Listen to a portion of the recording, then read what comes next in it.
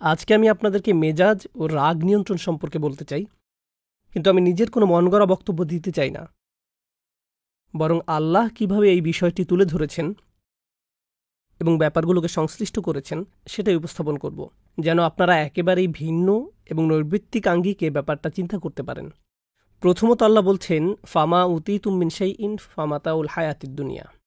তোমাদের এই দুনিয়াতে যা কিছু দেওয়া হয়েছে সব কিছুই পার্থিব জীবনের ব্যবহার্য সামগ্রী। অন্য কথায় এগুলো তাৎপর্যহীন। আখিরাতের জীবনে যা আসছে তার কাছে এগুলো কিছুই না, এবং আমরা এগুলো নিয়েই পড়ে আছি। আমরা মনে করি যখন আমরা কিছু পাই বা হারিয়ে ফেলি অথবা খারাপ কিছু ঘটে, এটাই বুঝি দুনিয়ার সব কিছু। এখানেই দুনিয়ার শেষ নয়। আপনাকে যা কিছু দেয়া হয়েছে তা হচ্ছে ব্যবহার্য সামগ্রী, মাতা। মাতা অর্থ এমন কিছু যা আপনি ব্যবহার করেন কিন্তু উপভোগের প্রয়োজন নেই। প্রাচীন আরবরা মাতা নামে এক ধরনের ব্রাশ বাসন মাজতে ব্যবহার করত, এমন জিনিস যা ব্যবহার্য কিন্তু উপভোগ্য না। ঝাড়ু, বেলচা, কাঁটা চামচ, এগুলোই আরবিতে মাতা। আল্লাহ বলছেন সমস্ত পৃথিবী এর সব কিছুই মাতা। আপনাদের যা কিছু দেয়া হয়েছে সবই। মোট কথা, আপনার জন্য এমন কিছু যা এখন শুধুই বৃহৎ উদ্দেশ্যে ব্যবহার করছেন।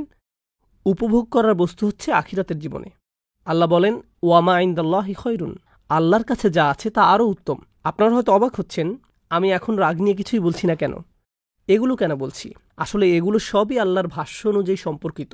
আপনাদের ব্যবহার্য সামগ্রী হিসাবে যা কিছু দেয়া হয়েছে তা এখানে এই ক্ষুদ্র দুনিয়ায় ব্যবহারের জন্য। এই ক্ষুদ্র আবদ্ধ জীবনে এই সামগ্রীগুলো এখনই ব্যবহারের জন্য। আর আল্লাহ তার নিজের কাছে যেগুলো রেখে দিয়েছেন সেগুলি উত্তম। প্রথমত সেগুলো উত্তম, এবং দ্বিতীয়ত সেগুলো চিরস্থায়ী।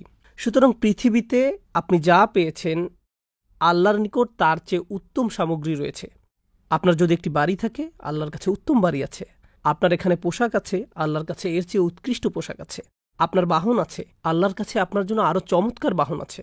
আপনার যদি যৌবন, স্বাস্থ্য, শক্তি বা সামর্থ্য থাকে, আল্লাহ আপনাকে এগুলোর চেয়েও উত্তম কিছু দিবেন। আপনার যে সঙ্গী আছে, আল্লাহ আপনাকে আরও উত্তম সঙ্গী দিবেন। আল্লাহর কাছে আপনার জন্য যা কিছু রয়েছে সবগুলোই আরও উৎকৃষ্ট। সুতরাং দুনিয়ার এই জিনিসগুলোতে জড়িয়ে যাবেন না, এবং মনে রাখবেন জিনিসগুলো যতই বড় হোক না কেন, আল্লাহর কাছে আপনার জন্য যা আছে তা এর চেয়ে উত্তম। তিনি বলছেন আবকা, তুলনামূলকভাবে আরও দীর্ঘস্থায়ী। অন্য কথায়, আপনার এখন যা আছে তা ক্ষণস্থায়ী। আপনার একটা বাড়ি আছে, ক্ষয়প্রাপ্ত হওয়া শুরু করবে। আপনার স্বাস্থ্য ভালো, তা নষ্ট হয়ে যাবে। আপনি শক্তিশালী, একসময় দুর্বল হয়ে যাবেন। আপনার সুন্দর গাড়ি আছে, একসময় সমস্যা দেখা দেবে। আপনার বন্ধু আছে, হারিয়ে যাবে, অন্য শহরে চলে যাবে, কিংবা জীবিকার তাগিদে অন্যত্র চলে যাবে।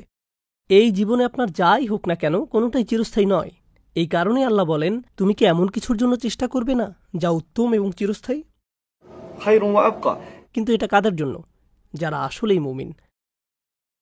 আল্লাহ যখন মুমিন সম্বোধন করেন তখন শুধু সাধারণভাবে বিশ্বাসী বোঝায় না, যদিও এটাও অন্তর্ভুক্ত।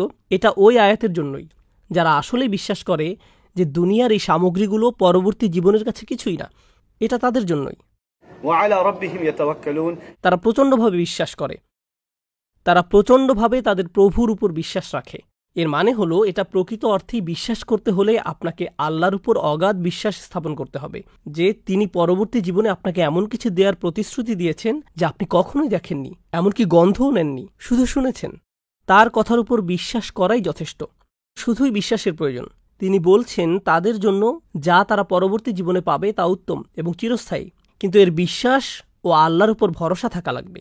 এরপর তিনি বলেন, ওয়াল্লাযীনা ইয়াজতানিবুনা কাবাইরাল ইসমি। এরা হলো সেই লোকেরা যারা আখিরাতকে দুনিয়ার উপর প্রাধান্য দেয়, যারা বোঝে এগুলো শুধুই ব্যবহার্য সামগ্রী। তারা কবিরা গুনাহ থেকে বিরত থাকে। এখানে আরেকটা ব্যাপার চলে আসে, সগীরা ও কবিরা গুনাহ। আপনার প্রধান কাজ হলো কবিরা গুনাহ থেকে দূরে থাকা। আপনি যখন কবিরা গুনাহ করেন, আপনি বলতেই থাকেন, ওহ, আমার ছোটখাটো গুনাহ করা উচিত না। আপনি আসলে বড় গুনাহ থেকে বিরত থাকতে চাচ্ছেন। কাবাইরাল ইসম। পরে তিনি সুনির্দিষ্টভাবে বলছেন, ওয়াল ফাওয়াহিশ, সব ধরনের বেহায়াপনা। এটা বেহায়াপনা নিয়ে বক্তব্য নয়, রাগ নিয়ন্ত্রণ নিয়ে। অথচ এখন পর্যন্ত আমি রাগ নিয়ন্ত্রণ নিয়ে কিছুই বলছি না। ইনশাআল্লাহ মান্নাল খানের বক্তব্য শুনে আমরা নিশ্চয় উপকৃত হব। ইনশাআল্লাহ আমরা বক্তব্য সম্পূর্ণ মনোযোগ সহকারে দেখব এবং সেটা নিজেদের চলার চেষ্টা করবো ইনশাআল্লাহ।